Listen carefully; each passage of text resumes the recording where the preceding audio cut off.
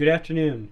Welcome to the Pentair Training Institute. This is Dan Featherstone. We'll be presenting the VFD and Submersible Motor Basics module today. To begin with, what we want to try to achieve with this is that we want you to get a basic understanding of the changing landscape and how drives are being used in the home and commercially. It's changing, and if you're not familiar with change, you better get familiar with it. There's three constants in life now. When I grew up, my dad used to tell me there's two: death and taxes. My son now is 18, soon to be 19, going to college this year. I told him there's now three basic constants in life: death, taxes, and change. We also want to build on your basic technical knowledge of drives, how they work, and more importantly, the issues with them. The last thing too is we also want you to understand some common faults that are with VFD drives. Now, you know Pentair, we sell the Pentair Pentec IntelliDrive and the Pentec IntelliDrive XL. Now, what I want to discuss is not just our product, but I also want you to understand that these principles are true to any given variable frequency drive. So don't think that they're limited to just our usage or our company. So the things you'll learn today are going to be useful whatever product you're using. One of the advantages of the VFD drive is that it extends the life of the motor. Best way I describe a VFD drive, and I admit freely I've kind of honed this by listening to other people, and the best way I've heard it described, and I now describe it myself, is that, you know, the Tesla car, it's an electric car. So like an electric motor, if that Tesla car was just like your traditional pump motor, if I turn it on, it will go from 0 to 60 at breakneck speed and not go anywhere in between. So if I wanted to back out of my driveway, I'd turn it on, push the button, and 0 to 60, I'd go screaming out of my garage, turn it off just in time before I struck the house across the street, and then put it in drive and push the button and go from 0 to 60 and scream ahead and wait for the next stop sign or red light and turn it off and hopefully stop in time. That's literally what you do to your motor with a cross the line starting. You go from 0 to 60, there's no in between. What a variable frequency does is that it acts like a soft starter. It acts like a throttle. So now, especially when we're talking submersible pumps here, remember, we go from 0 to 1800 RPM and then go up as we need to. Okay? So there's a big difference there. So it acts as a soft starter, which is better for your motor. It also often then winds down the same way, in that we go, say we're running 60 hertz.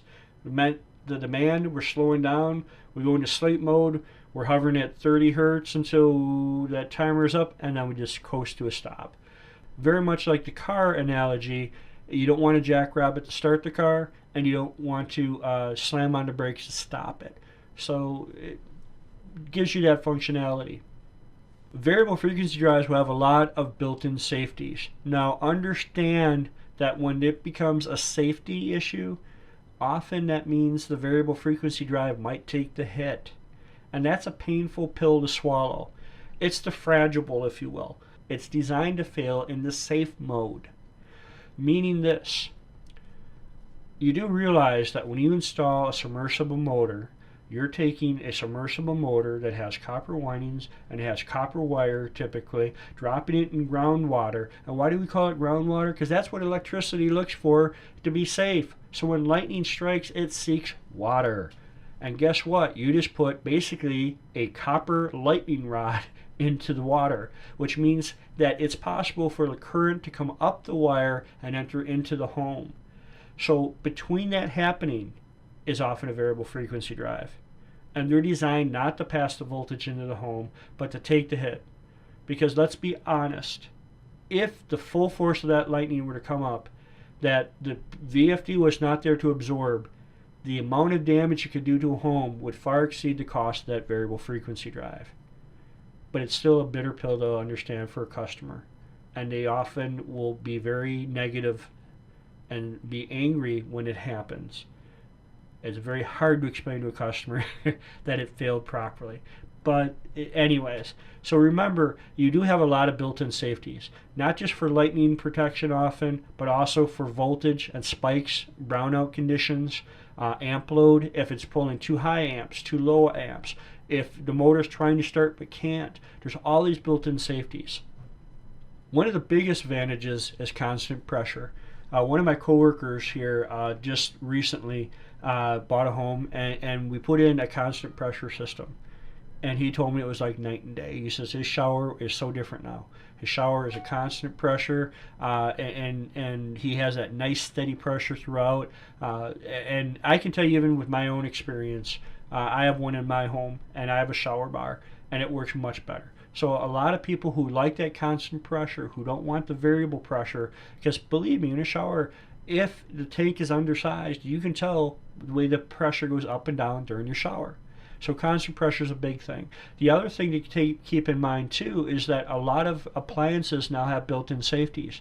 When I had my traditional 40-60 pressure switch, for example, my blind stinking luck, when I was trying to wash my dishes, I was also washing clothes, and the pressure demand suddenly dropped, and the washer of the dishes, that machine there had a low pressure sense, so it thought it wasn't getting proper flow, and it turned off.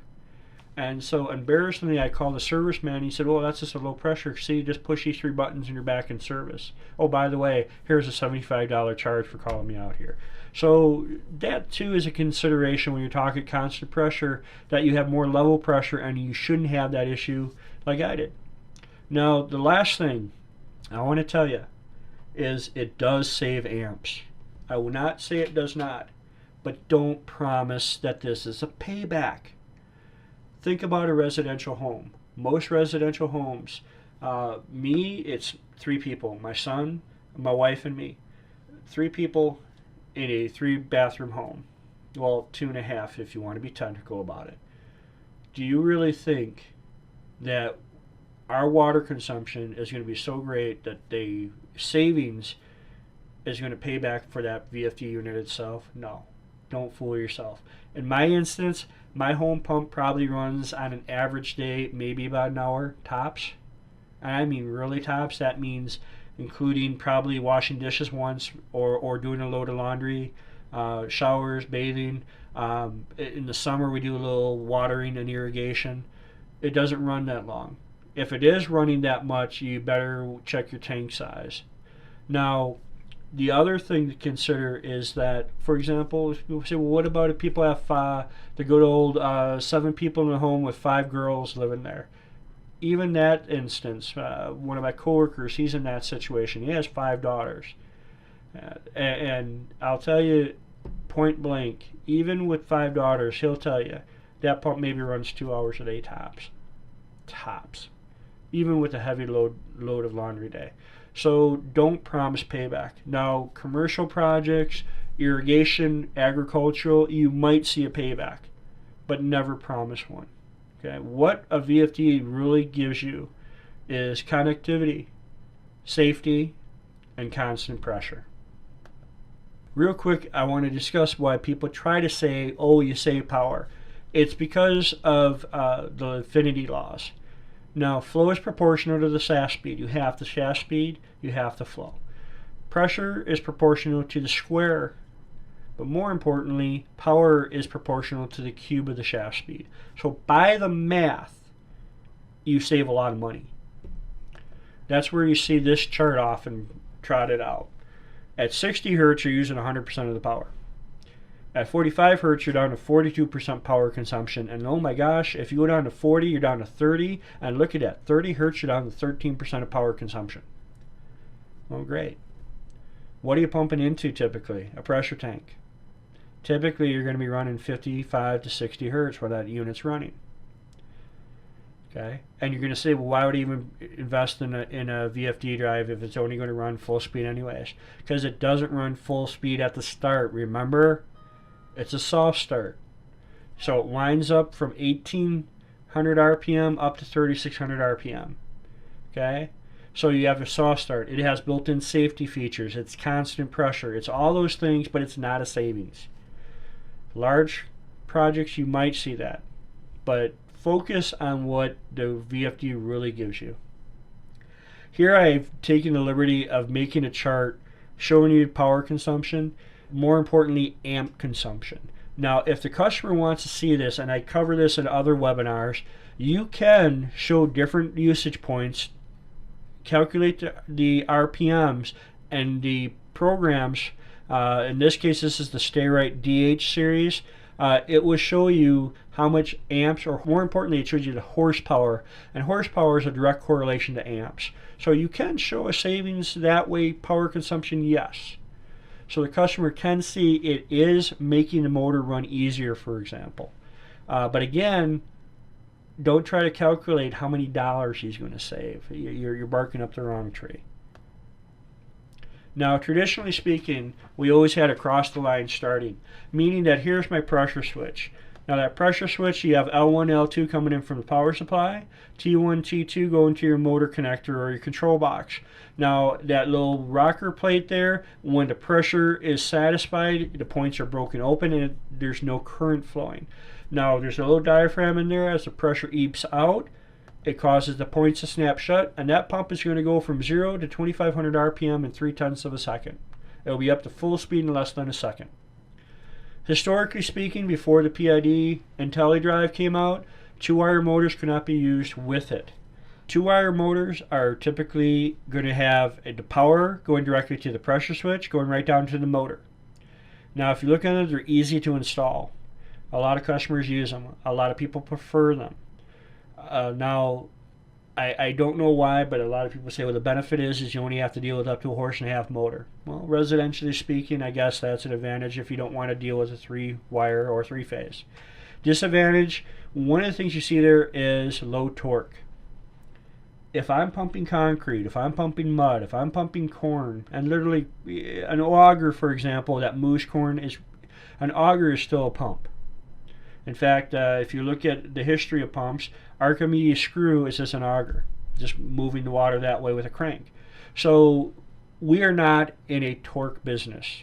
I'm moving water, building pressure. I'm not having to break the axle, so to speak, and move forward. I'm not bogged down in concrete. So torque really does not come into play. So even though we list it as lower torque as a disadvantage, who cares? The bigger key is little serviceability. That the 2-wire motors, everything's in the motor, it's sealed. When the capacitor dies, guess what? The pump dies. You're done. Now, like I said, 2-wire pumps, the sales have always been kind of there. Where the 2-wire pumps are finding new life is that with the PID box, a lot of people like the 2-wire motor for the simple fact. Murphy's Law tells you that pump, or that more importantly, that VFD is going to fail on Easter morning when everyone's about to get ready to go to church. What a 2-wire VFD lets you do is you can take that VFD out, put the pressure switch back in play. I know the tank will be smaller because often with the VFD drive the tank is smaller, but it's that Sunday morning fix. Now they can get water. You take the transducer out of play, you put the pressure switch back in play, you wire it up, you leave the VFD out of play, so to speak, and you go on. You move on. So a lot of people like it because it's backward capable very quickly.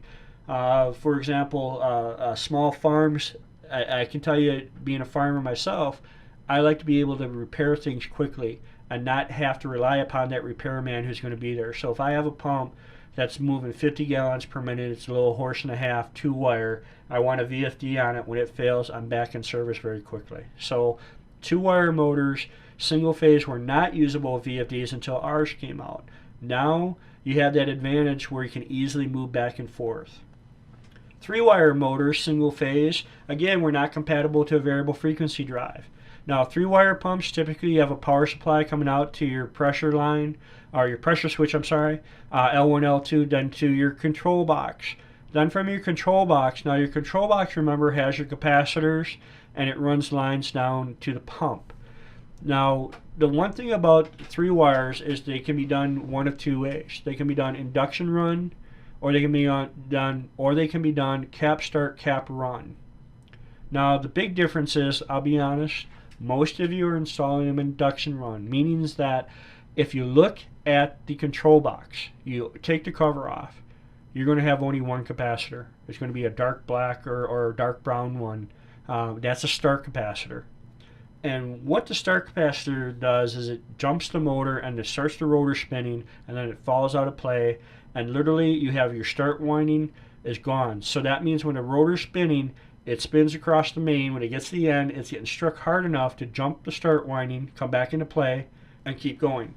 It means it's higher amp motor too. It pulls higher amps. Now, the big difference then also is that it has a harmonic to it. It does vibrate. When you go to a cap start, cap run, now you're keeping the start winding in play, meaning that when the start capacitor drops out, the run capacitor jumps in, and now you're seeing voltage all the way across the windings, which lessens the harmonic of vibration and gives you lower amp draw and a little bit more torque. But more importantly, it does lower the amp load. Now, I just told you that you couldn't use a VFD until the PID box, and that's true. So now with the PID box, the IntelliDrive out there, you can use a 3-wire pump for use with the VFD. So you do have that backward capability that if the customer loses the variable frequency drive, again, good old Easter morning, you get that call. It'll take you 2 hours to get back to the shop. It'll take you 20 minutes to get to the customer. As long as you have a control box and a pressure switch on your truck, you can go right to that customer's house and service them, get them serviced that day, and then come back out Monday morning and put in a new variable frequency drive. So a lot of people like that flexibility that way. So you can also retrofit. Now, the one thing I didn't mention too about the 2-wire pump. 2-wire pump motors, only the Pentec Faradyne motor works. So unfortunately, if you're using a Franklin 2-wire motor, be careful because that has a biax switch that does not react well to a variable frequency drive. So the 2-wire motor has to be the Pentec or a Faradyne motor. When you're talking 3-phase motor, as long as that motor is not very old, meaning if that motor is not more than 15 years old, and let's be honest, if the motor is 15 years old, why are you not replacing the motor if you're giving the customer a variable frequency drive? Okay? But most 3-wire motors run great on the Pentec IntelliDrive. When I say most, what I'm saying is they're all pretty much compatible unless you get a really old motor on there. The motors made 15, 20 years ago were never made with the intention of being on a variable frequency drive. The advantage of 3-wire motors is also you have serviceability because you do have capacitors above ground. They go up to 5 horsepower. Disadvantage, well, it's a little bit more installation time. We try as a control box. And what's not on the screen also is that you have an extra wire. So the cost of copper might be a little higher now. And so that wire run could be a little bit more pricey. Now, when you're talking single phase, if you've taken my basic electrical 101 course, you remember that it's kind of like a 2-piston engine. So 230 volt, you have 2 pistons firing, and they fire opposite each other. When you're talking about a variable frequency drive, you still are doing this. But more importantly, especially with the Pentec IntelliDrive, you're monitoring the voltage, the current draw, all of this. Now, 3-phase motors were often used in industrial applications and where 3-phase power is available. Or in a residential application, the VFDs, up until our Pentec IntelliDrive came out, had to use a 3-phase motor or a specialized motor. I make a caveat there. I know there's some non-3-phase motors, but they're very differently built and had to go back to that specific variable frequency drive. But a generic variable frequency drive would use a 3-phase motor, which meant you had a 3-phase power supply. Now you would have a pressure switch that ran a mag relay or a magnetic relay, which would then control the magnetic starter that would control the pump. Now the benefits of a 3-phase motor is they're more robust. You don't need capacitors. They're up to 10 horsepower now, 4-inch submersibles. They have the highest torque, but again, who cares about torque? They have smaller wires because you're sharing the amp load over 3 wires now. The disadvantage was power availability, or they required a VFD or a starter, meaning simply this: if that same customer on Easter morning called you up and he had a traditional variable frequency drive that could only go to a 3-phase motor, Guess what? You're spending that 2 hours driving back to the shop, for example, to pick up a new variable frequency drive, driving 2 hours back to the customer, wasting 4 hours that way. You had no choice. So when the Pentec IntelliDrive came out, it was a big game changer. It changed a lot of business plans. If you're not aware of it, become aware of it. Why is three-phase power often used? And why do people still use it even though they can use single phase now? Is because of this. It's like a three-piston engine. Instead of having 2 pistons, you're now sharing the workload over 3, which lowers the amp load, so it's more efficient. Mainly used in commercial projects and industrial usage. But for example, in homes like that have irrigation that runs in the evening for 6-8 hours, three-phase could be a cost savings. But don't promise payback. Now, I always like to show this slide. Everyone knows the name, not maybe the first name, but the last name, Lamborghini. If you don't know that name, Lamborghini, I think you're kidding me. Because everyone knows Mr. Lamborghini. Everyone's seen the movies and other cars. Maybe you've been fortunate enough to actually drive one. But everyone thinks of the car. Now, let me tell you, do you think he always built cars? Everyone assumes Lamborghini always built cars. And I do have a few students who are smart and will tell you, oh no, he built something else. He built tractors. Now, Mr. Lamborghini was in the Italian Air Force during World War II. He was a mechanic and a machinist. And if you know your history, you know Italy lost the war hard. Devastated country. So when he left the Air Force, he saw that his people needed help. And the number one way you could help was he started repairing tractors. He got good at it. And then he started building tractors.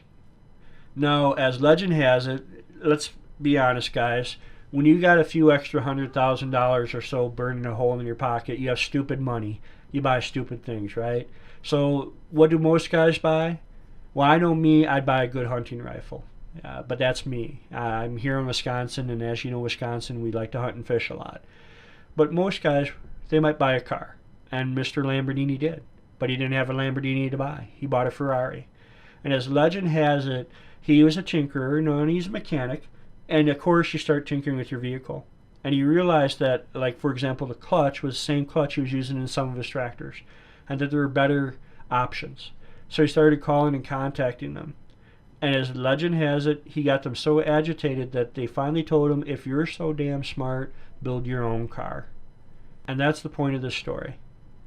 Things change. Sometimes opportunity comes knocking on your door, but sometimes you have to knock on opportunity's door. Mr. Lamborghini was given an opportunity and he ran with it. And he's never looked back. And he's more famous now for those cars than the tractor. Now if you go to Italy, Lamborghini tractors are to Italy as John Deere tractors are to America. But everybody knows the Lamborghini just by sight. My point, you better be thinking about change. If you're not thinking about it, your competition is, and they're building a better Lamborghini. So what is a drive? A drive is short for a variable frequency drive. It may be called a freak drive, a VFD, all sorts of types of different anagrams and slang to describe them. They are used to vary the speed of the electric motors. It's the throttle. Remember that analogy of the car? You now have a throttle. Okay? They're used in very different places. A lot of people tell me that variable frequency drives are new to our industry. And they might be new to our industry, but they're not new technology, period. Now, in a previous life, when I was going through college, I ran theaters. And one of the things I can tell you is that I had a variable frequency drive on my air conditioner and heating system. Because if you can imagine, if we could control the fan speed very specifically for an auditorium, there was a savings there. And theaters were often running 12 to 14 hours a day. So we did use those to try to save money. That was back in '92 when I graduated from college. VFDs are not new. Soft starts are not new. They've been a variation of them since probably, honestly, dating back to World War II with variable speed and vac motors.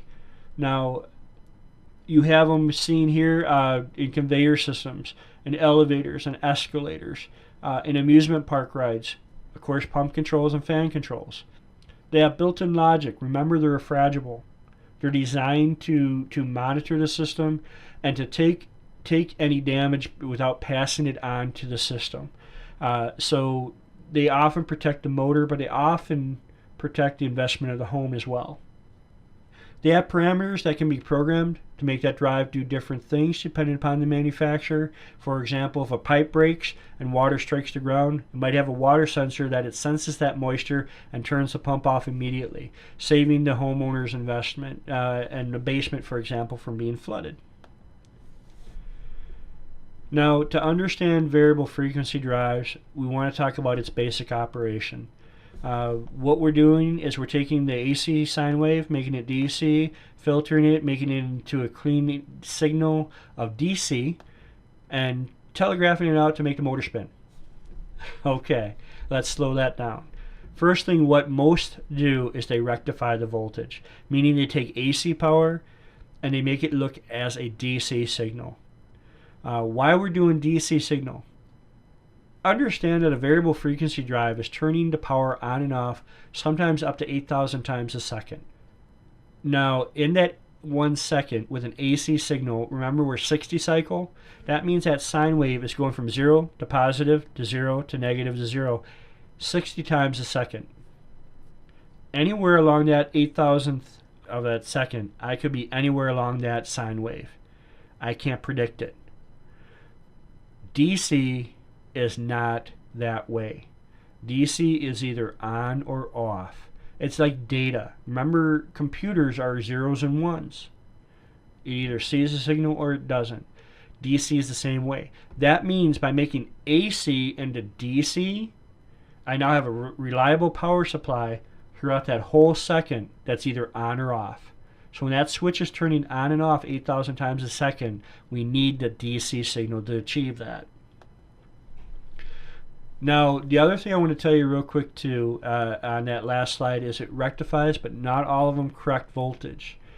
Just a quick reminder, the Pentec unit will take the voltage from 190 to 263 and put out a true 230 volt. Not all units will do that. Now, what is a DC bus voltage? What we're doing here is basically, again, I just want to show you is we're making that AC signal into DC, and then we're making it clean. So we have a clean positive and a clean negative. Then we go into a thing called an IGBT switch, which is a fancy way of saying a switch that can go on and off up to 8,000 times a second. And we mimic or telegraph a fake AC signal. It's not a real AC signal, but my motor's dumb. It doesn't see a DC to AC. It thinks that DC signal is an AC signal, and it's going to try to run to how that switch is making it run. Now, when you look at this, for example, with a three-phase motor, you'll have 3 positive IGBT switches and 3 negatives. And by having those, we can mimic an AC sine wave. It's called pulse width modulated signal. By having it turn on and off for a period of time, as you can see in this drawing, very simplistically put, we are pretending a DC signal is AC. Why is that key? Because we control the switch now, up to 8,000 times a second. That means I can make the hertz 30 hertz. I can make them 60 hertz. I can make them 58. I can make them 42. We can make them whatever we want. And by controlling the hertz, I control the RPM of the motor, and thus I control how much pressure and gallons per minute the pump will produce.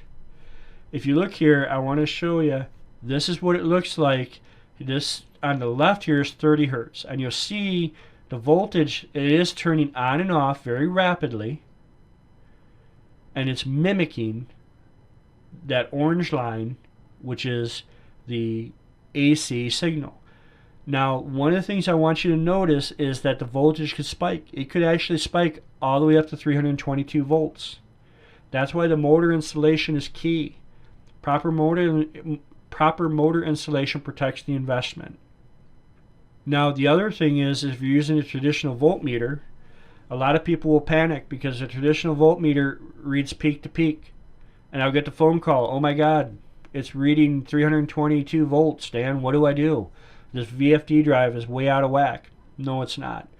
It's because it's not measuring the root mean square. If you ever get a meter that has RMS factored into it, or is an RMS filtered, they might say it, it means root mean square. It means it's doing math. It means it's looking at the average of the impulse and it's calculating the math and proofing it and giving you the number. So if you read with a root mean square or a pump or a meter that has a low pass filter, and you press the low pass filter button, for example, it samples the voltage, calculates it, and will give you a proper reading, probably 230 or so.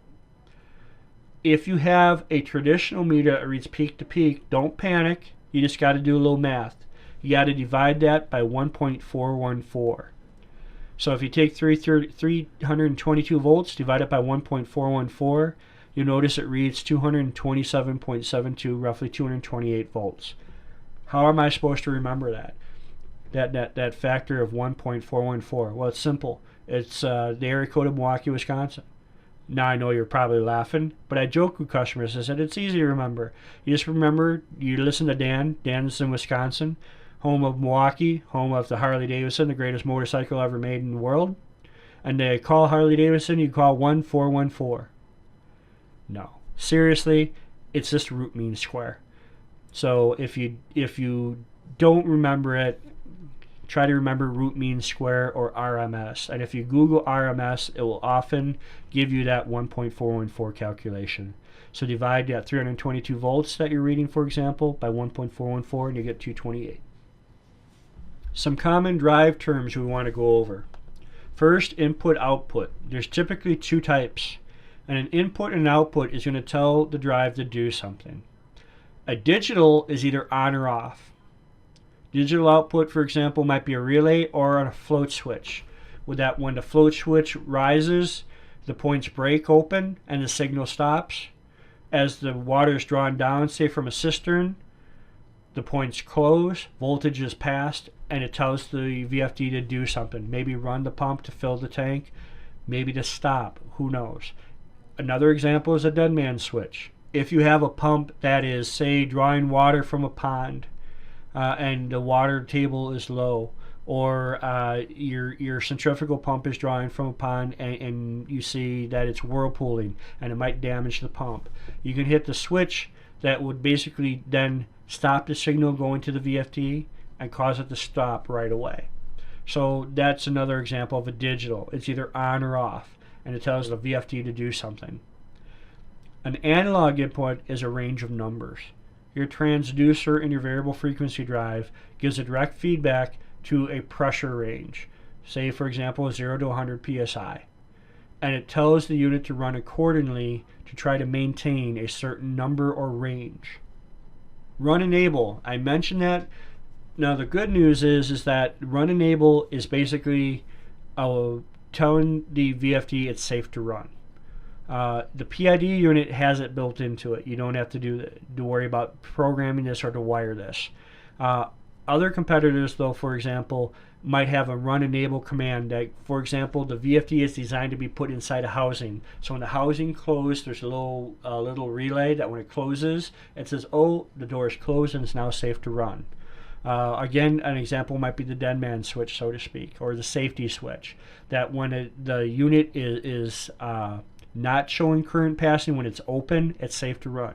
If I push the button down, the current is applied now to the relay input, the input of the VFD, and it turns off for a safety. So your run enable, especially when you're working with a competitor, make sure you understand what it is. Fault, simply something went wrong, it tells the drive to stop. It's not an alarm or a warning, it's a fault. Fault stop. Alarms and warnings often will keep the pump running. I will just tell you that maybe you need to look at something else though. Sleep, fancy way of saying it's waiting to run again. PID control. It's a fancy bunch of math. And I'm going to tell you, you can play with these numbers all day long. And before you do, in my experience, 90% of the reason why your VFD is hunting and pecking is because it's a system issue. not a math issue. Always look at how the system is set up. Did you set the system up to fail? Do you have too small of a tank? Are you creating water hammer? What's the real issue? Before you start playing with your math, make sure the system is installed properly. Closed loop versus open loop. Simply put, a closed operation is looking for a device with feedback, a transducer. Open loop is typically a relay or a switch, where closed loop is often a feedback of a transducer or a flow meter. Minimum speed. Now remember, we're talking hertz, so that means 1800 RPM. Maximum speed. How fast can it go? Most of them top out at 60 hertz. Now, I'm not going to lie to you. You can program mine to be 80 hertz. Now, there's not a lot of reason to do it. If it's you properly size the pump, you should not have to run 80 hertz. But in certain circumstances, for example, if you have a well that draws deep, where it's shallow, say 40 feet, but you have to draw it all the way down to 800 feet, you might need 80 hertz. But in most applications, you do not. Best way to say it too is, though you can redline your motor all the time, it's best not to. Nominal frequency just means the average, where it should be expected to run. 60 psi is your nominal pressure, and at 60 psi, we expect that pump to maybe run 52 hertz typically. Now, these are not always easily calculated. Often you have to put them in the system and then find them. But a lot of people like to know, especially service technicians, like to know that when they walk by that variable frequency drive, if it's running the machine properly, it should be running 53 to 57 hertz. So that's what they mean by nominal. Golden rules, there's a couple of them. First and foremost is the 1,000-foot rule. Now, as a trainer, I have been blessed where I can often talk with the competition because we want to make sure we're saying the same thing. And in talking with the competition, we all talked and we asked, we said, what about the 1,000-foot rule? And we agreed. We liked it. Now, granted, one company in particular who was European, they said, well, actually, it's technically 300 meters. Well, who uses meters here in the U.S.? And 300 meters is 984.252 feet. And we all got together and said, can't we just call it 1,000 feet for round numbers? Be kind. So we kind of agreed to it. But why 1,000 feet? The reason being is that you're throwing a DC current 1,000 feet. And as you saw, the voltage was spike and jump a bit. The farther you have to push, the more jumping you're going to get. And it's going to create an EMF issue. Electromagnetic field. So you can put then voltage onto your ground inadvertently and contaminate your ground. You can cause interference with AM radios and digital devices. You can cause a lot of issues. So the farther you have to go, the more trouble you're going to have. What I'm telling you is that from the variable frequency drive to the motor, regardless of horizontal and vertical run, 1,000 feet period. Now I had a customer say, hey, time out. I installed one just now at 1,400 feet. And this company told me I just needed this filter or this reactor. And I said, really? Give me the name of that company. And he did. Now, I'm not going to mention the name of the company, but I did call that company. And I asked him, hey, can you actually run a pump at 1,400 feet with your filter or your reactor? And they said, sure, absolutely, no problem. I said, great. Here's my real question. Are you going to warranty it? And I heard silence. And I said, will you warranty it? And they said, well, no. Because there's too many variables and this and that and that. So my answer is simply this. 1,000 feet. That's it. 1,000 feet. Okay? Golden rule number 2. Minimum speed, 1,800 RPM. Because I have a Kingsbury bearing. That's for my thrust bearing. That needs lubrication across the surfaces. I have carbon riding on tungsten. I need lubrication across it in 1 second or they'll chatter and score each other. If you're violating this rule and you send a pump motor back to us and we take it apart, believe me, it'll be very evident that you're letting it fall below 1,800 RPM. Now, the Pentec IntelliDrive is programmed not to let you go below 1,800 RPM or 30 hertz. Okay? So remember, 1,800 RPM. Let me tell you this too. If the drive is telling you there's something wrong via fault, it typically is not the drive. The only 3 that really trip a drive is it's lost its 24-volt power supply, it's lost its software, or it's lost its hardware. Those are the three things to look at. Otherwise, remember your pump people. Think of a VFD drive as customer service. If customer service, for some reason, let's just pretend that I'm out there and I measure 28 amps. Whoa, that's overcurrent, buddy. I'm telling you, hey, look at your pump. I think you're getting 28 amps and you better check it. You're getting an overcurrent fault. VFD is like having a multimeter that's always on call. And it's like customer service trying to tell you where to go. Now, the other thing to look at here is your installation or your setup procedure. One key point is transducer or any control device. Let's be honest, even a pressure switch. Ideally, you want it so that there's 6 inches times the diameter of the pipe, of straight pipe to each side. Meaning if I have 1-inch pipe, I want a minimum of 6-inch straight pipe on each side to allow the water to straighten out and flow properly across the transducer and to read clean. If you can't get it to read clean, then you can often put that transducer on a nipple or a snubber, which will get it off the pipe and allow the water to flow and steady and give it a more clean reading. Now I know there's even companies that sell them, that they sell the tank adapter, that little T, where you put the pressure switch, the transducer, the pressure relief valve, and the testing tap all in one, and you just screw it in, and it's a lot easier. You just screw it right into the tank, and you're done. But there's a lot of turbulence right there, as you can imagine. If your unit is hunting and pecking, meaning that the pressure is going 63, 58, 70, 60, and it keeps going up and down, it doesn't hit a steady number. It can't steady out. Look at the placement of your transducer. The second thing is look at the size of your pressure tank. A lot of the competition would tell you a 2-gallon tank will work for a VFD. I don't like that because they lose air very quickly, and there's not a lot of drawdown. Now the rule of thumb is tank sizing should be 20% of the rated flow of the pump, no smaller than 2-gallon. We recommend no smaller than 5-gallon. If you ask me personally for a residential home, I don't go smaller than a 20-gallon tank because that allows you at least a good toilet flush without the pump cycling. And at night, I don't want to wake up the household when the pump kicks on to fill the toilet again. So now the other thing to consider is the motor leads. Remember, the motor leads are actually a DC signal, ons and offs. So if you run them too close to data wires, or you run them with data wires, remember they put out an electromagnetic field, and they'll bleed and cause the data wires to think that that's data and will try to read it. And it will cause static and interference with your AM radio, your telephone, your TV, your computer internet. So be careful. If you have to cross a low voltage wire, do it at a 90-degree angle. If you have to run them close to those wires, 8 inches minimum.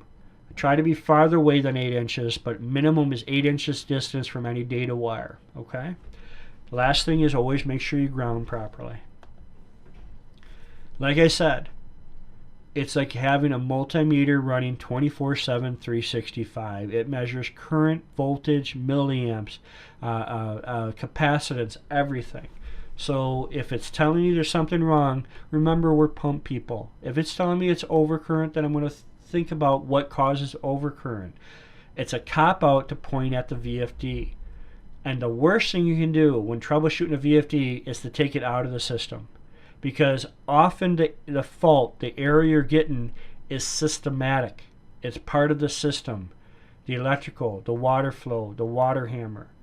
Once you take that VFD out and you take it back to a dealer, they're going to put it at a test bench where everything's proper, hook it up, and it's probably going to run great. Okay? So leave it in the system.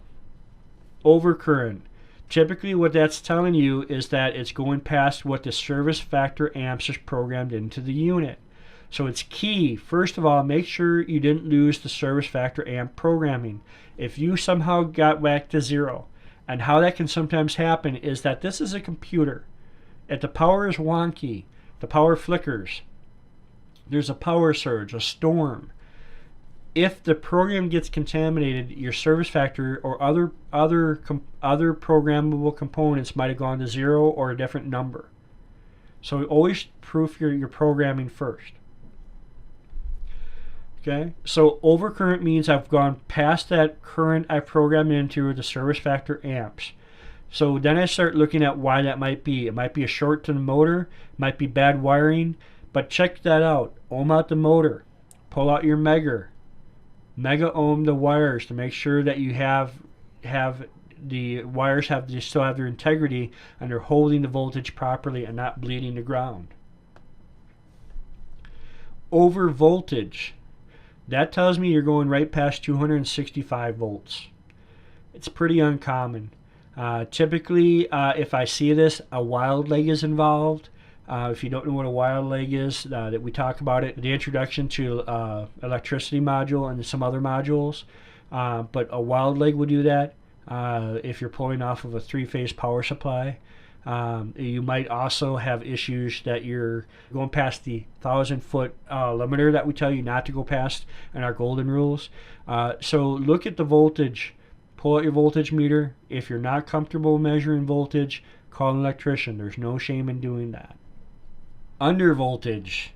It typically tells me that you've dropped below 190 volts. Now, first of all, every time you turn off the variable frequency drive, congratulations, you're going to get an under voltage fault because there's no power. So if you turn the power on and off multiple times trying to cycle this unit, remember it can only hold 15 faults. Every time you click it on and off, you're pushing the last fault out of the system and you won't have that record anymore. So don't just turn the power on and off all the time to try to cycle a VFD unit. Most common causes, often that the breaker is tripped, that good old, they have two 115s tied together trying to make a 230 volt signal and one popped. Okay. The other issue can be wire size and breaker size. That's where RTFM comes into play. Read the factory manual. That manual is not there to sit on to keep your butt dry while you're programming or wiring up the pump. Okay, that manual has a lot of good information in it. It will tell you breaker size and wire size. If for whatever reason you're reading my manual and you don't think it's right, but it tells you to install, say, 10 gauge wire from the power supply to my VFD unit, do so. Where you run into trouble is electricians will do the calculation and they'll wire size it, but they don't fully understand the amp load needed for my variable frequency drive. They're going to get the wrong numbers. And what happens is they undersize it. So always RTFM, read the factory manual. It will tell you breaker size and wire size. If you cannot start the motor or rotor jammed or other ones, understand this is a soft start VFD going from 0 to 30 hertz and you're blowing right past the service factor amps and the inrush currents it's expecting.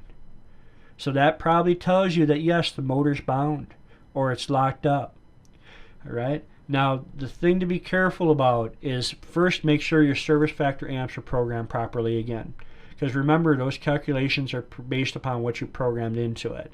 Now the other thing I want to mention too is that especially with a 2-wire pump, customers will say, well, it's not starting properly. Then they'll bypass the VFD, plug in the 2-wire pump directly into the circuit, and now it's running fine. Well, remember in the previous slide I just told you, you might be putting on a larger than you expect to put breaker on because of my variable frequency drive. Because remember, the variable frequency drive is running different hertz. It might even be making 3-phase power from single phase. It's running a 2-wire and a 3-wire. So its amp demand for the VFD drive could be higher than what's expected for the motor. Now you bypass the VFD, you put the 2-wire motor in there, and the kilovolt surge is not high enough to trip that breaker. But it's still high. So pull out your meters, measure. But don't assume my VFD is wrong, okay? It's going to take a little testing. And in this case, when you can't start the motor and it's bound up, again, if you bypass it, for example, try to read it with a meter that has a needle, an analog needle, because you can see the jump. of the amps, for example. You might not always catch that with a digital. Dry run is, again, read the factory manual. I can't tell you how everyone is going to be programmed. Our unit in particular looks for 10 psi or less for 15 seconds or more, and it's going to turn off for a preset number of minutes. Typically, this is going to be a low pressure issue, meaning that you might have a pipe break or such, or you don't have water supply. It protects your investment of the pump. And the nice thing about it, compared to the old-fashioned low-pressure cutoff switch where it trips once and now the customer has to go back and reset it, and if it's in a case where they go out there too quickly and the pump hasn't, or the well hasn't fully recovered, they're going to nuisance trip it again 10-15 minutes later. This is programmable. It would keep trying to restart after X amount of minutes. Now ours, after 5 failed attempts of dry run, will fault out hard. And because it might think that the pipe is damaged and it doesn't want to keep cycling the pump and damage it. I can't promise how all work. So again, when it comes to dry run, read the factory manual. Ground fault. Well, this typically happens when there's a short to the wire, there's too long a cable length, but what's happening is we're picking up voltage on the ground. That's why proper grounding is key. Make sure you run the ground from the motor all the way back to your variable frequency drive. From your variable frequency drive, you want a ground running all the way back to your main power supply. If you have a sub panel, make sure that sub panel is properly wired. That's probably your number one cause. Often, if a sub panel is not wired properly, it creates a floating ground issue, which means that there's voltage hanging out on the ground. Now, the other thing about a ground, never touch wires, especially a ground. But as an electrician, we're trained to put our hand in our pocket, or more importantly, we're trained now to reach around and grab our belt or our work belt. And with our hand, with our free hand, with the back of the hand. The reason we use the back of the hand is, remember, if you touch electricity, your hands are going to convulse and close. And if you touch it with the front of your hand, you're going to wrap right around that wire. So you touch it with the back of your hand. That's the stupid way to do it. Don't do it that way. Bust out your voltage detection pen or your voltmeter, and if you measure voltage from the ground to any metal like the conduit, you should measure less than half a volt. If you're measuring more than half a volt, call an electrician or something, or figure out what's going on, because you should not have voltage on the ground. Often it's the sub panel is causing a floating ground issue, so always check that. Reason for grounding electricity is we want to take care of that stray capacitance. Okay, when that motor is running, it's got a DC signal pushing it. It creates an EMF that can bleed voltage to ground. If it's not properly grounded, the voltage is hanging out there. Okay, so be careful. As well, you just want to make sure a lot of electrical devices, motors, microwaves, all these things can bleed voltage. So if you don't have a proper ground, you could be causing an issue.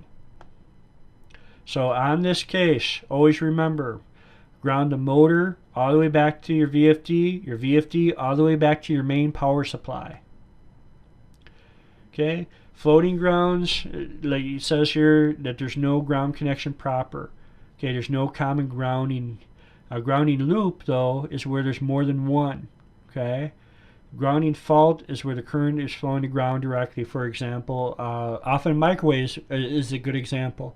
That their elements will wear in time and they'll start to bleed voltage to ground, contaminating the ground. For correct wiring practices, ground the drive to the power supply, the main power supply. If you're running through a sub panel, make sure that sub panel is properly grounded all the way back to the main power supply. Ground the motor all the way back to the drive. Keep other equipment and wires at least 8 inches away from the motor wires. Remember, they put off an EMF. Do not run the motor wires near low voltage wires. Do not run the input and output wires together, because you're going to contaminate your input wires going into the variable frequency drive. And avoid grounding loops.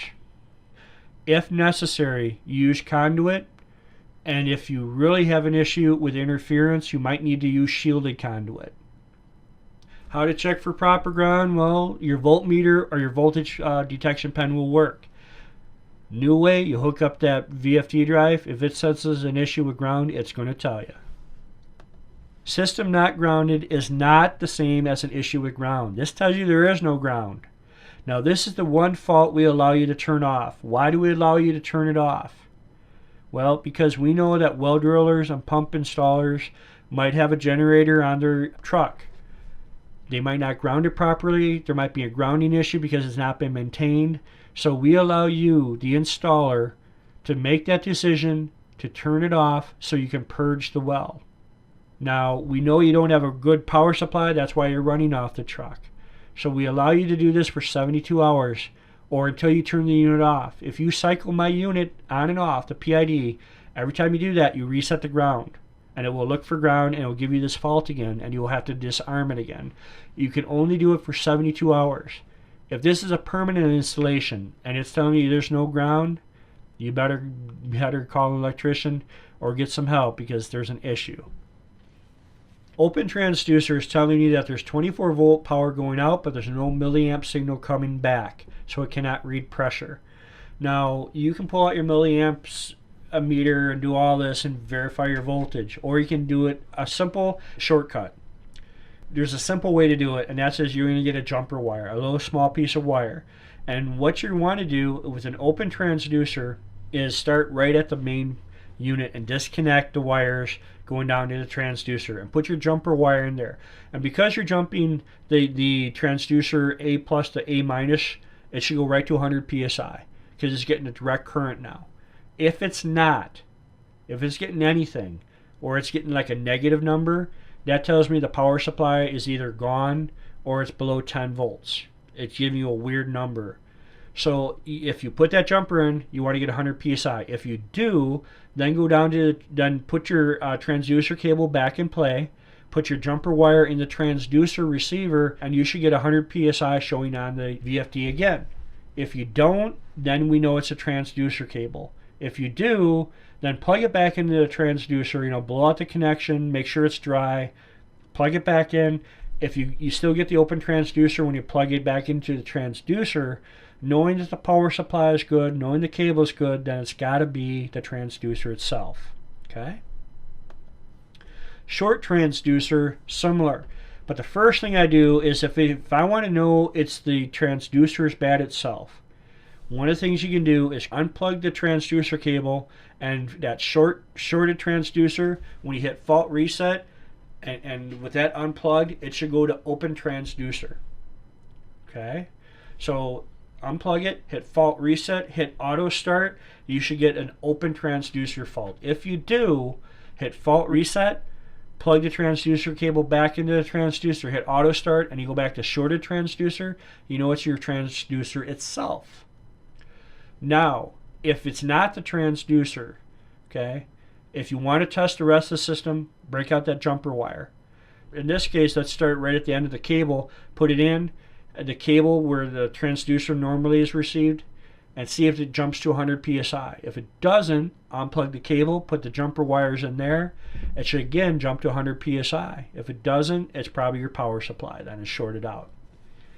Now, I'll tell you something, in my experience, it's often the cable. And the reason for the cable is because guys are taking nylon ties and they're cranking them down too hard, or you're using that tool that you ratchet it, and when it gets enough tension, it cuts it clean. The little nylon tie. Yeah, don't do that. If you're going to really secure the transducer cable, remember those are 18 gauge wire at best. Use electrical tape, use tape. And don't crank on it, just loosely tape it. That's the best way. That way you don't crush the transducer wires. Because using nylon ties, especially if you ratchet them down, it may not show today, but with vibration and movement, that tight spot will eventually cut through the insulation and cause that short or that open. Over temperature. Well, it simply means you've put the unit in a fail mode. Now, if it's not the fan, now in the PID unit, when I turn off the power supply, that fan should run for a few seconds to discharge the capacitors. It should always do that. If you turn it off and the fan is not running, then I'd investigate my 24 volt power supply. If I have 24 volt power supply proper, then I know my fan is bad. Now, if it's not the fan, it's typically because you created a blanket or you put it in a situation where it's not getting good ventilation. Meaning, for example, if you put it in an enclosure that doesn't allow proper airflow, or if you have it in a chicken barn and all the chicken dander is covering it and it's making a huge blanket and blocking the vents so you're not getting airflow, then it's going to cause you to have an over temperature issue. But over temperature is often, it's an environmental issue. Another good example, if I'm in Texas and put it on the south wall of a red barn and sun's baking on it, it's probably going to overtemp on you. Excessive runtime is really an irrigation fault. Do not count on this to protect the home. If you want to protect the home investment, buy a water detection device that would turn the VFD off. Excessive runtime means that after, say, 24 hours, it's finally going to turn the unit off. And if you think about 24 hours with a pipe break in a basement, how much water would be in that basement? So excessive runtime is for irrigation. Okay. Now you can change it. You can, in ours, you can turn it down to a minimum of 1 hour, but still 1 hour of a broken pipe in a home is going to be a lot of water. So this is more irrigation. To protect the home, I often recommend a water sensor, which we sell. You hook it up into the variable frequency drive, and when it gets wet, it sends a signal and turns the variable frequency drive off immediately. Now, often what I recommend to customers, if they don't want to make that investment, have the customer initial that you offered it and they didn't do it. It's CYI, cover your interest. You offered a safety to the customer, they didn't want it. Internal fault means that the software has been damaged or disrupted. Now, in years past, we used to tell the customer to cycle it 3 times and see if it recovers. And my answer is no, don't do that. Nowadays, my experience with internal fault, it often has to do with current crossing the board and damaging the board and the programming. So what I recommend is this. First, yes, turn it off. Let it stay off for a full minute to let everything discharge, all the capacitors. Turn it back on and see if it recovers. If you return to internal fault, turn it off, let everything cycle, wait a minute, and do the system upgrade procedure, where you get the SIM card, because every time you upgrade the unit, it loads the program. So you get that card, you install it, you follow the directions which are on the website, and you try to reinstall the program. If after that you still get internal fault, well, then that's the drive's fault. It's an issue with the drive. Take it to your dealer. Often contact customer service so that if you do return it to the dealer, we can verify we went through the process with you. Hardware fault is typically, and I'm not accusing you, but the unit's been dropped. Now, if you've ever unpacked a Pentair IntelliDrive, I know I've never had anyone complain we don't pack them well enough. In fact, the complaint is we pack them so well that they're a pain in the butt to get out of the box. And I'd rather that than to not pack it properly. But what we find is that in the unit, remember this is a computer. The central processing unit, the CPU, has a heat sink on it. And that heat sink has weight. If you drop it hard enough, there's enough force that heat sink will delaminate the CPU and it will cause a fault right out of the box. So if you have a hardware fault right out of the box, just bring it back, and the dealer in that will try to verify it. We're not accusing, but probably the unit's been dropped and it needs to be looked at. Now, the other reason you see hardware fault is because current has crossed the path, or in many cases, if you are not careful installing it, or you leave the cover off, something got in there, insects, snakes, reptiles, and they put their hands and their feet in the wrong position, and they create circuits, and they blow out the boards. So hardware fault is often a current issue, like a high voltage spike or such. So that brings up a good point. This is a computer. Always protect your computer. Just as you put your home computer on a surge protector, when you install a variable frequency drive, install lightning arresters. We highly recommend that. And like I said, if it's right out of the box, you get the hardware fault, it's been dropped during shipping. Bring it back to your distributor. External fault. When you call and tell us you have an external fault, I hate to tell you, we're going to ask you, what is it? Because an external fault is external to our system. It's a float switch. It's a water detector. It's a wind speed gauge. It's something that you installed. So what I always recommend is on variable frequency drives, make good notes. This unit here, for example, has 2 inputs. So input 1 might be a float switch. Input 2 might be the water detection device. Mark them somewhere, maybe right on the inside of the cover what they are, so that the next person knows what they're looking at. But external fault is external to the drive. We don't know what it is. You have to tell us, and then we'll try to help troubleshoot the situation. Low amps. Now in the PID, note that's below a half amp. Very low. So it's often typically caused when a 2-wire motor is improperly installed. Remember, a 2-wire motor, yellow and black is all you're using. Red is not used. Often it's an issue with wires. It could be a broken wire, a loose connection. And I'll tell you, in my experience, loose connection is probably the #1 thing for a 3-wire unit. So when you're installing these units, they have very large openings for the wiring harness. Make sure that first you get the wire properly between the clamp and the top, so that when you tighten down, you're clamping the wire. I've had guys slip it behind the clamp accidentally, tighten down the screw thinking they're tightening it, and there's no connection, or there's very poor connection. And please, before you call, proof your wiring. Now the other thing it could be is, again, the wiring itself or your splices.